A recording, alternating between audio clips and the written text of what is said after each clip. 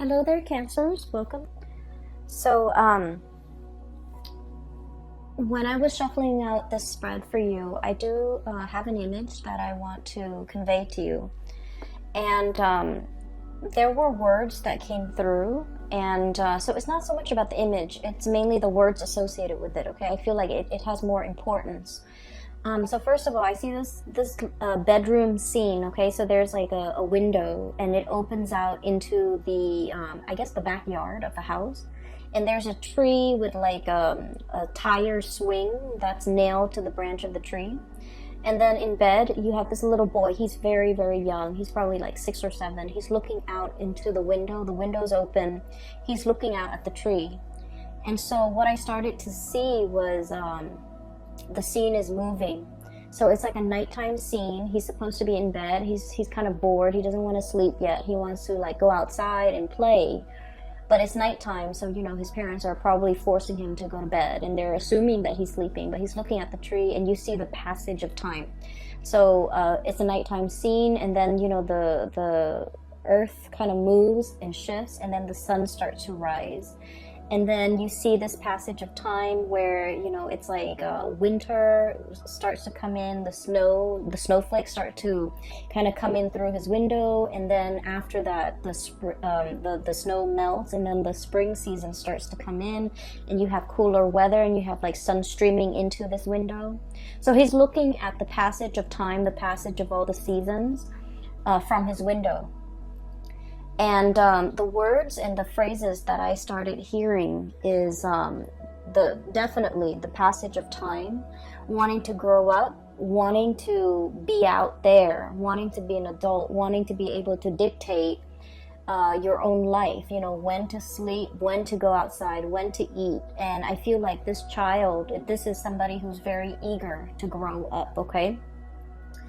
And I also feel like, you know, it's like wanting that independence, okay?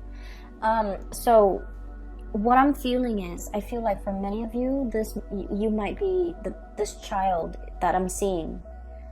And let me talk a little bit about the past, okay? Because I feel like, first of all, the Mercury retrograde cycle is going to be throughout the month of November.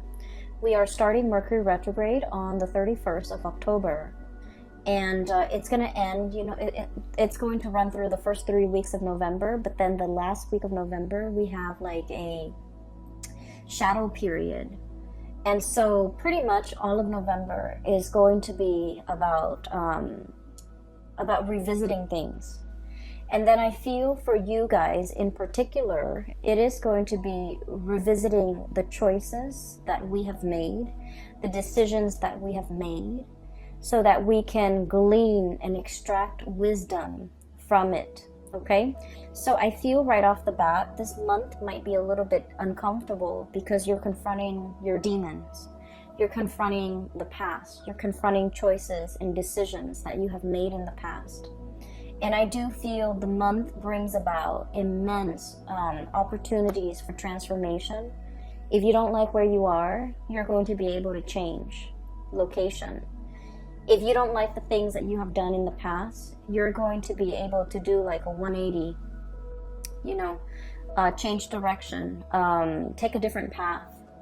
If you don't like the person that you're around, you're going to be able to change your group of friends. If you don't like the lover that you have, you're going to be able to switch things up, you know, get out of situation. So I do feel like it's a very reflective type of a month, okay? So going back to that original image, let me talk a little bit about where I feel like the pieces are fitting in for you guys. I feel as if for many of you, you know, when you were younger, you were very eager to grow up. Okay, you wanted to kind of like get out into the world, get your hands dirty, experience things, live life, and just not have to. I just feel like this sense of like feeling that, you know, life is like an unopened box, like a present wrapped up in a bow. And with wrapping paper, and you're so eager to like tear it open and just, you know, get your hands dirty and just really embrace and live life. And I feel for many of you, this can come in all forms and shapes and sizes. Like wanting to, you know, really experience all the nitty gritty things in life, okay? I see a lot of experimentation when it comes to drugs, alcohol, even like, you know, overindulging in those things, but also wanting to just, you know, really grab life by the horns and live as if there's no tomorrow, okay? Because like the image of that child is coming through. It's a child that is very like innocent, naive, and things like that. So I feel like you kind of like, you know, rushed in there, like let's do it first, ask questions later. And I feel like it was a cycle, like a spiral, where you might have gotten involved with the wrong people, you might have experimented with the wrong things, experimented with the wrong substance, experimented with the wrong relationships. And I just see like a lot of overindulging and wanting to just really, really experiment. And then I also felt like for many of you, you might have been like on the flip side, on the opposite end of the spectrum. I see somebody who's like really, you know, like who has had to grow up at a very young age. There were a lot of like expectations imposed upon many of you. It kept you on the straight and narrow, right? Like it kept you going through school. It kept you very responsible. It made you kind of like very, very straight-laced.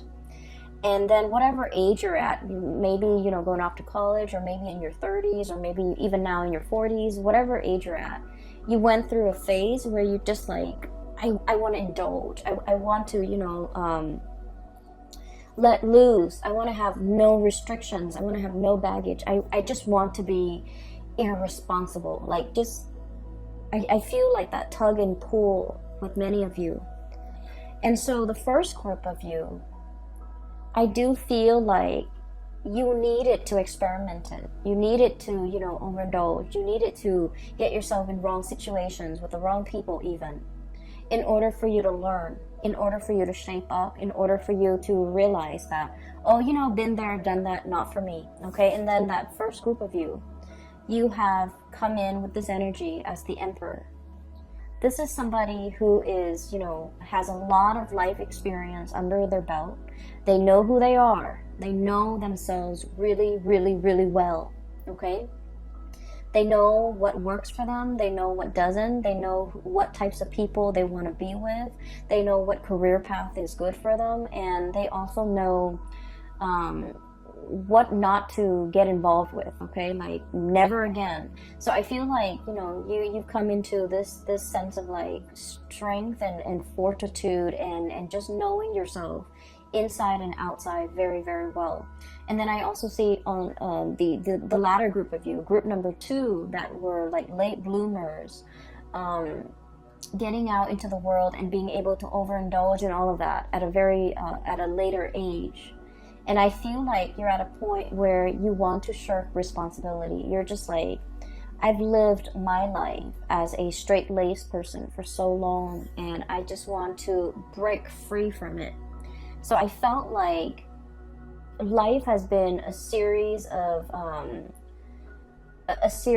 constraints, a series of just like limitations. People telling you, you know, these are the limits. You can't really get past the limit. Or people telling you these are things you're expected to do. So I do feel a situation where there might have been a lot of restrictions. There might have been a lot of like rules are rules. Rules are put in place, and you just have to like, you know, obey the rules. And so what's coming through here? 10 of Swords. Things are like really bunched up.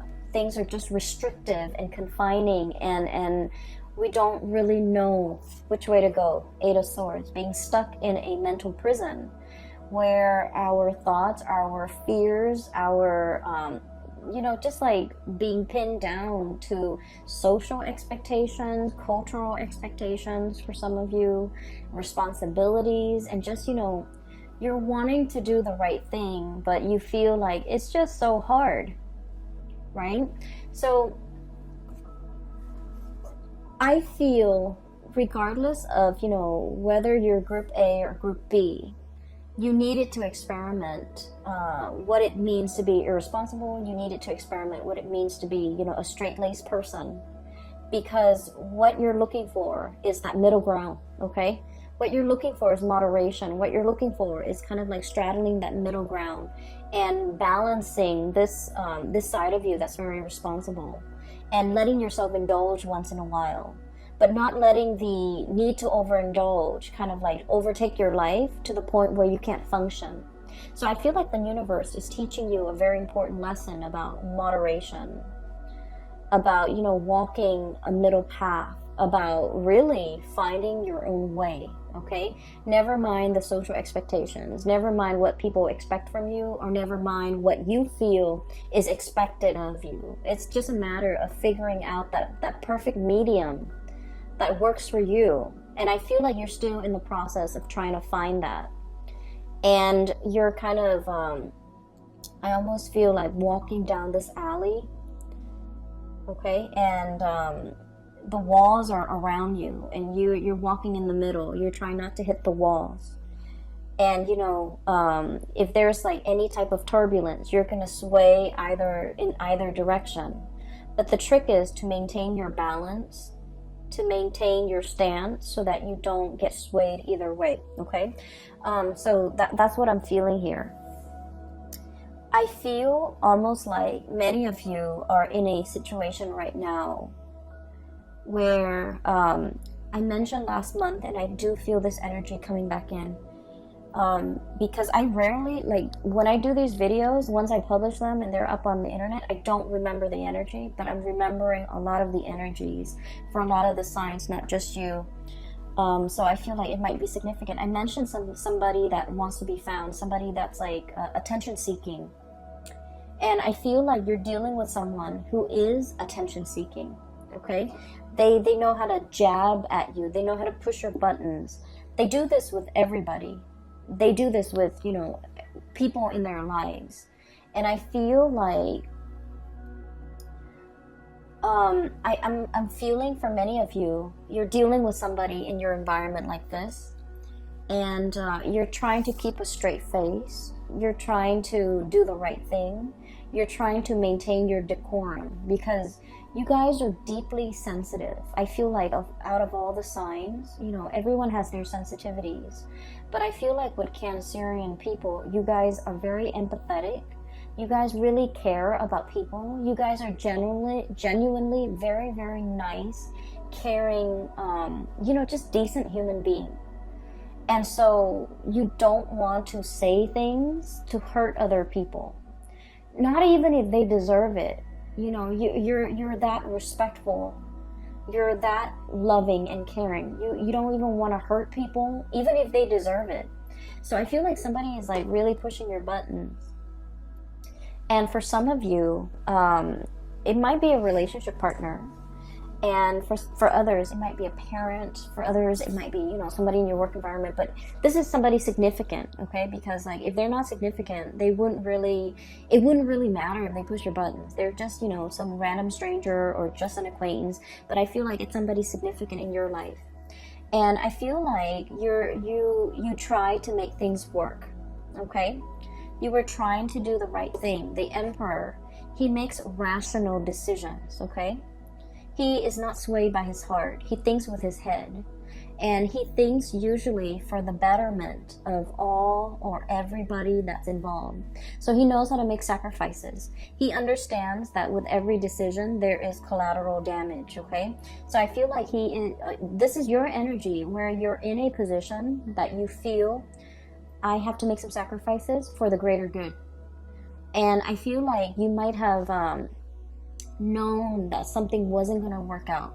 There's a situation, you're like, oh, it's never going to work out. But I owe it to the other person. I owe it to myself. I owe it to everybody involved to do the right thing, to give it a second chance, to give it a try, to really work things out. And I feel that you maintain your decorum, your calmness, your temper in this situation. And then I feel like the other person was not able to elicit an emotional response out of you. So in the past, they might have pushed your buttons, and then, you know, there might have been like sparring back and forth and things like that. This time you have grown, you have matured, you have realized that these are cycles, these are recurring themes, and I'm not going to feed into this energy. And so you remain very, very calm. And because you remain very calm, the other person was not able to get a rise out of you, to get an emotional reaction out of you. And so I feel like they had to check themselves out. Okay? You didn't even need to lift a finger. You didn't need to be the bad guy in this situation. They just could no longer get that emotional response out of you, and so they chose to kind of exit the picture, exit stage left. Okay. Ten of Swords. It's an ending to a situation. It's a situation that was very heavy. It was there were a lot of ideological differences between you and the other person. You say one thing, they mean they misinterpret and think you mean another. What you feel is important is like things that should be prioritized. They don't feel as important. So it's like it's a situation where you're never going to see eye to eye because your values are very different. And so the longer you stayed in it, and I feel like many of you had a sense of responsibility. You stayed in it for the greater good. You stayed in it because, you know, there might have been more at stake. You stayed in it because you wanted to help the other person.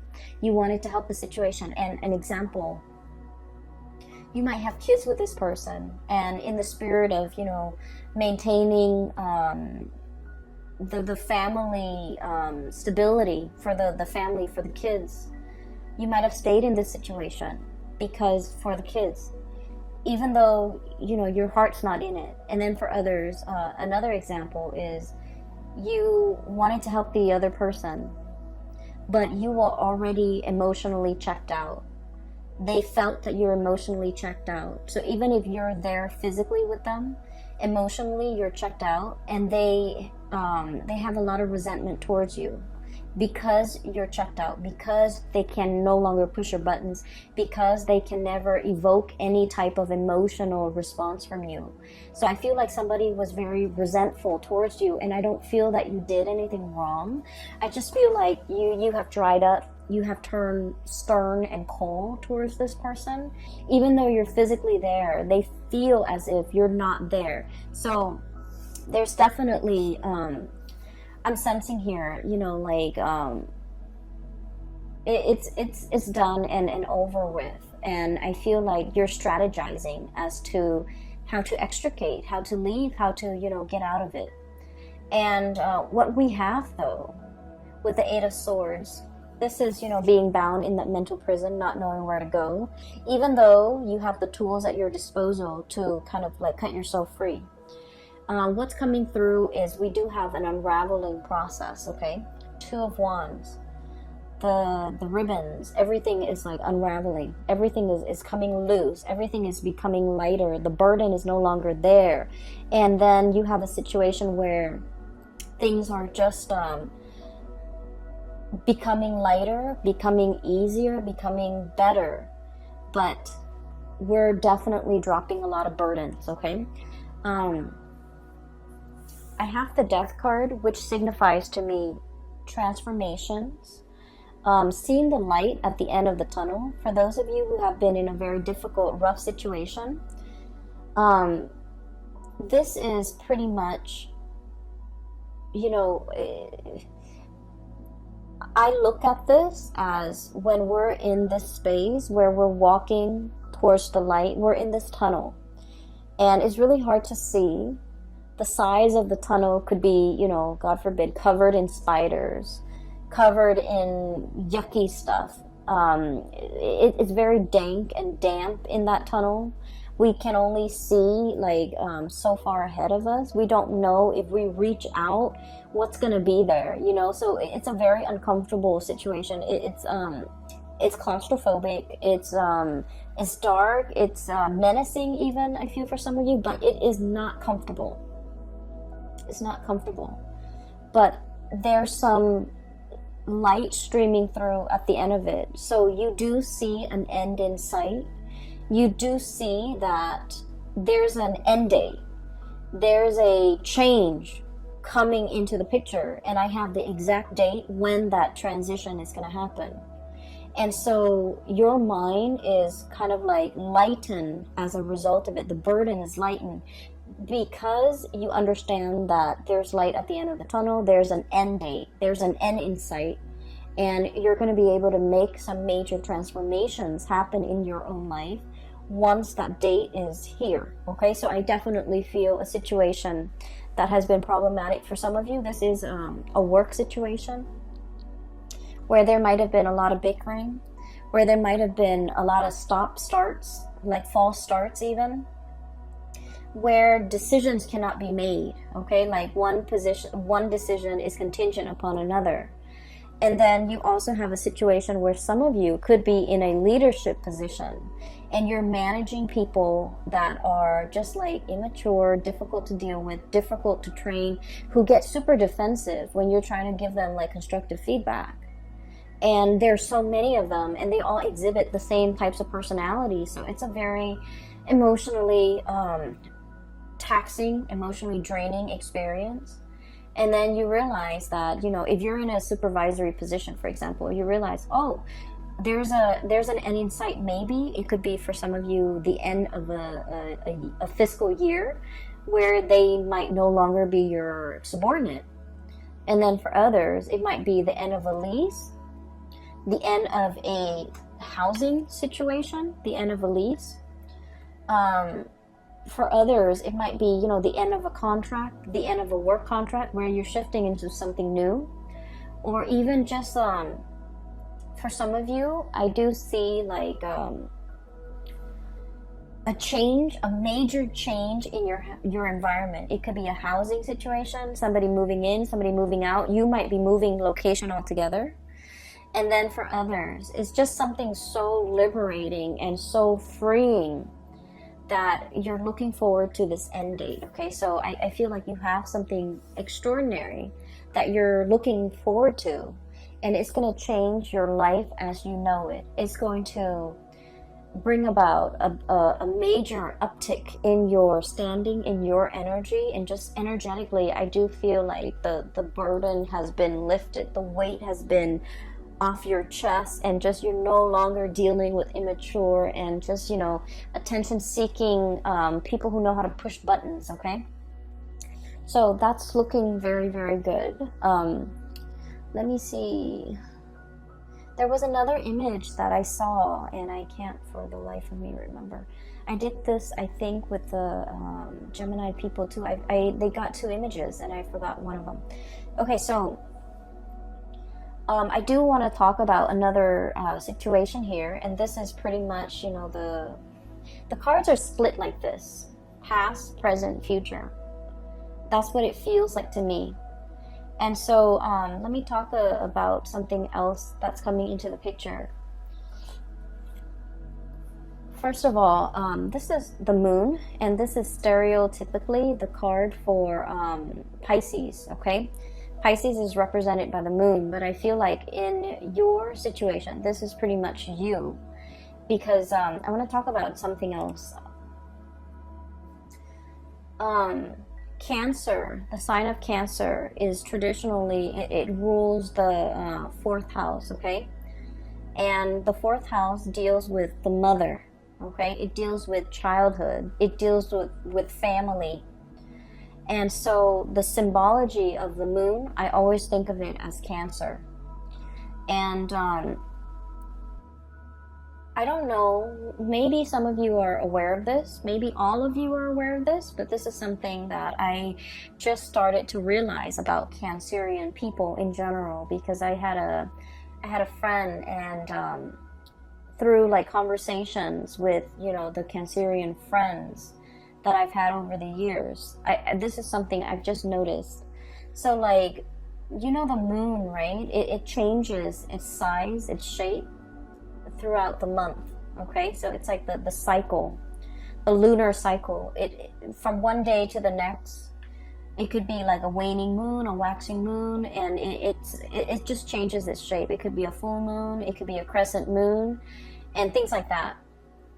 And so one of the things in which you are very aware of, I feel, for this month is waning or changing emotions, okay?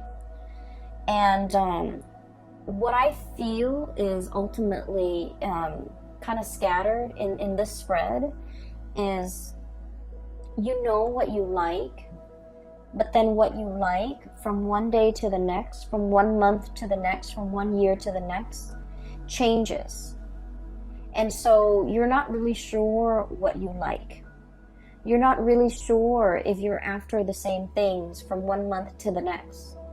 You are also afraid to go for something because you're not really sure if next month, if that's the thing that you still want.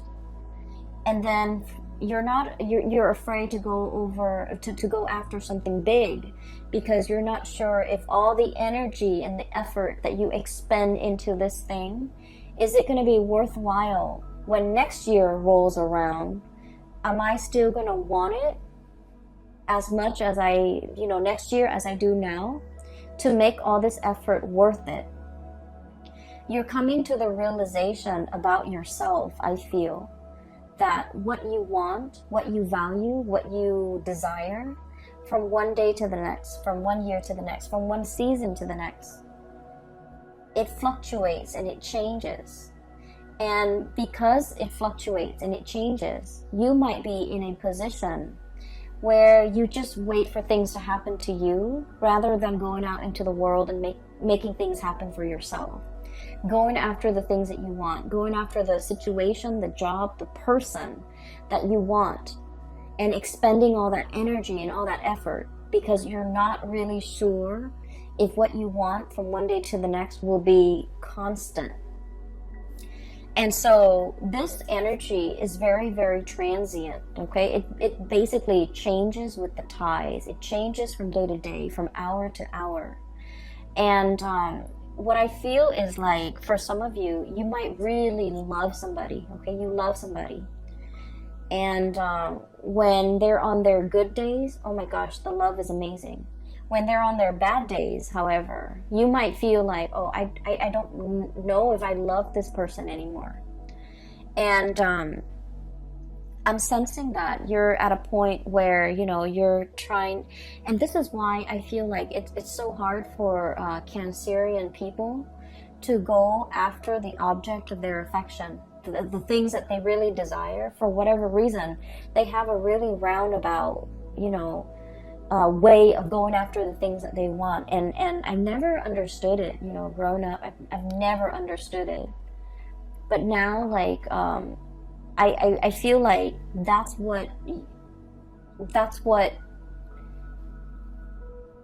your MO, that's your method of operation, because you're not really sure. Okay, so this month has a lot to do with this process of deep reflection. We have five major arcana cards coming in a spread with like a 10 card spread. So the half of the cards are major arcana cards, which is really forcing you to be very, very clear about yourself, knowing yourself really well, like this Emperor.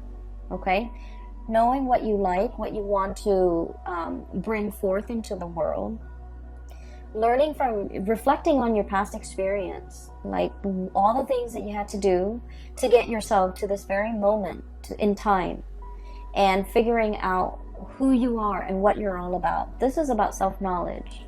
The other card that we have here as well is we have the Hermit.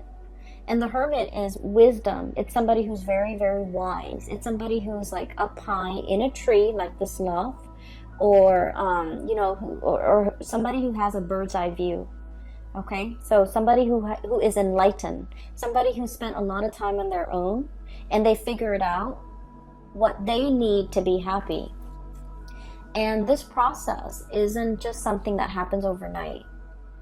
there have to be a lot of upheavals and challenges and you know, the breaking down of old paradigms in order for you to figure out, in order for something better to emerge, but in order for you to figure out what you're all about. So like, it's almost like the tree, you know, growing up in the winds, okay?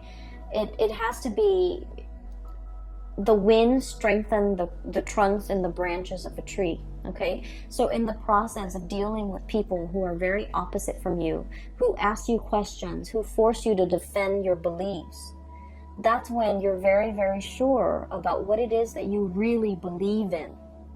So I feel like, you know, all of this happened because we have the Tower, the things that we think about ourselves that are not built on reality, okay? I think I really like to, you know, stay at home and just, you know, knit. And then you realize life is passing you by, okay? And then you realize that, no, I actually want to be around a lot of people. I actually want that connection. I'm actually very extroverted. I actually need other people. So we have to go through life to really figure out who we are.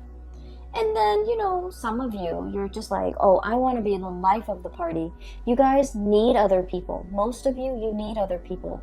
You might feel like, I want to be the life of the party. And I feel like I'm speaking to a lot of Cancerians out there who feel like, I want to be where the things are happening, among the shakers and the movers, where, you know, you feel like you might want that. And then when you're in the midst of it, you feel very drained. You feel like just unhappy. And then you realize that, you know what? I'm not as extroverted as I think I am. I need more downtime. I need to recuperate. I need more me time. So I feel like you have gone through a major process of like learning about yourself. And all of these things that you're learning about yourself, they don't happen in calm waves, okay? They happen in very like, they were like, the transformation was very, very disruptive. And I feel like it needed to be disruptive because you needed to be shaken awake. Because I feel like with the state of the fluctuation, the changeable moon and the emotional state, it's like you're going through each day constantly changing. And so the shakeup needed to happen at the core, at the foundational level, for you to figure out on a foundational level, who am I? What am I about? What do I want? So I feel like that's what this is really screaming out to me. And I'm sorry if the reading is so like, if it's just so abstract. I feel like it's very abstract. But I feel like it's an inner process that you have to kind of discover on your own, okay? I almost think of this as like the Nautilus shell. Getting to the root of the problem. Understanding yourself. And you can't really proceed in life, in major endeavors, in making major decisions, unless you really know yourself. You have hesitated making some major decisions because, you know, you have this sense of responsibility, this sense of like, oh, I don't really want to hurt anybody. I just want to let a situation drag on. And then I feel like there's a jolt to the system and it's telling you, you can't really, this is not going to work. You need to be decisive. You need to not drag your feet. You need to, you know, let something come to an end if it must end. You need to stop lying to yourself that this is working because it's clearly not working. And so you definitely have some major, swift, fast decision that you need to make. And so this energy is coming in a way where it's very disruptive so that you can, you know, execute and just be done with it, okay? It's like ripping off the Band-Aid, I'm sensing. So that's where things are headed. And the other thing that I'm sensing, I feel like it should almost be like this, okay? All the major arcana cards are stuck together. That's what it feels like to me. The 4 major arcana cards should be here. And then what we're left with is the Two of Cups and the Queen of Swords, okay? The Two of Cups is a soulmate connection. This is like heart, body, and mind, okay? This is a union that you have with another person. I feel for some of you, there is a relationship here that might be fractured because of financial issues, financial considerations. One person might be a big spender and the other person's very thrifty. One person might be carrying the weight of the financial, burden of that relationship, and the other person might not have been. This is a balancing act, okay? This is now things that have been very, very unbalanced and unreciprocated and just off kilter are now being rebalanced, being restored, and both parties are definitely coming together. This card is also screaming out to me reconciliation with somebody who is very significant in your life. For some of you, we have here the Queen of Swords, and I'm not going to be reading the signs. This is clearly an air sign, Aquarius, Gemini, and Libra. But I also feel like Aries. I also feel Scorpio and Virgos here as well, okay? And the energy is pretty much telling me a situation where somebody is coming back, somebody is trying to communicate. Somebody is also, coming in with more sensitivity, okay? It's linked up here with the Moon card. It was like this. Somebody is starting to understand you. They're starting to understand how sensitive you are. They're starting to kind of like, if they have been very harsh in the past, I don't see them apologizing. I just see them in the past as kind of like, brusque and blunt and forceful. And I feel like they're starting to understand how sensitive you are. They're starting to understand that you need more. It's like they need to kind of like not be forceful with you. They need to not push you. They need to not give you ultimatums. They need to just, take you as you are on your own terms. Yes, your feelings might fluctuate. Yes, one day you love them, the next day you don't. And so they need to be accommodating of your fragile emotional state. And they need to be understanding that they shouldn't bring conflict in their interaction with you, into their interactions with you. So I feel like somebody is coming back in, wanting to communicate. They're approaching you with a lot more sensitivity. They're approaching you with a lot more like, I guess like awareness for who you are and the way you operate, and they're willing to accommodate that. And then on the other hand, I feel as well for many of you, knowing, I see this really deep sense of spiritual knowing, awareness that have, kind of like, it's like things illuminated for you, where you start to understand that, I love this person today, I really, really love them. The next day they act up and I don't love them. I feel like you're starting to find that middle ground, okay?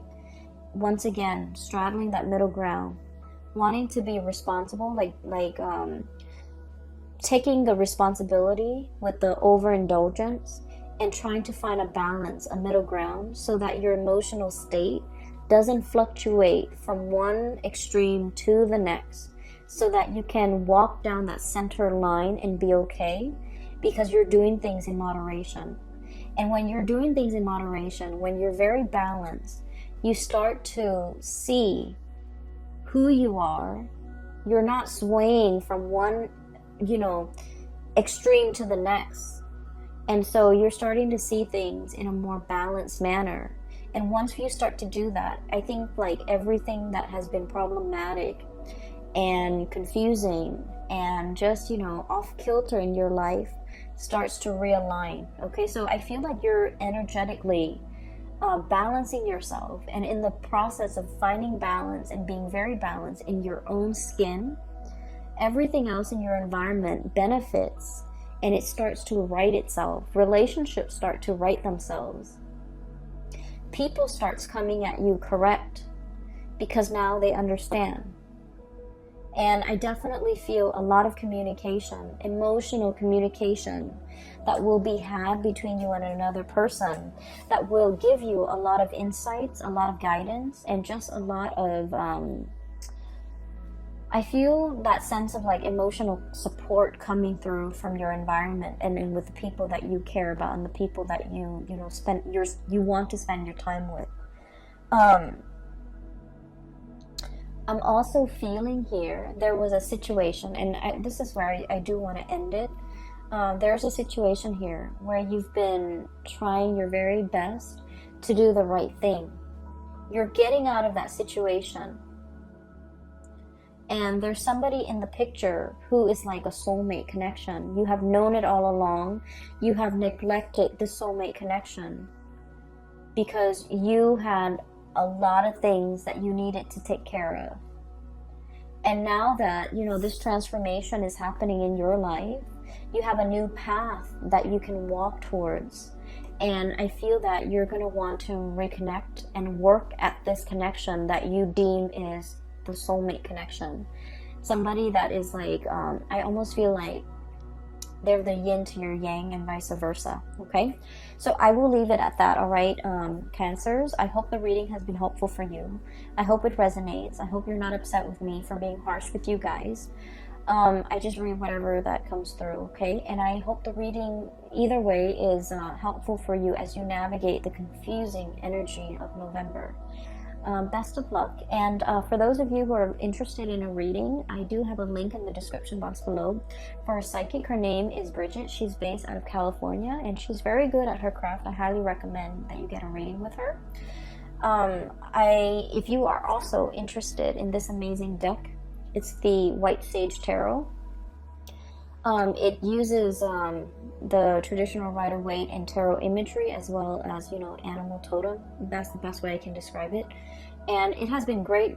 I enjoyed working with this deck. A lot of images came out and a lot of messages came out when I started using this deck. And so the link for that is also in the description box below. Support your local artist and visit her site. She also has other things like other artwork and things like that for sale.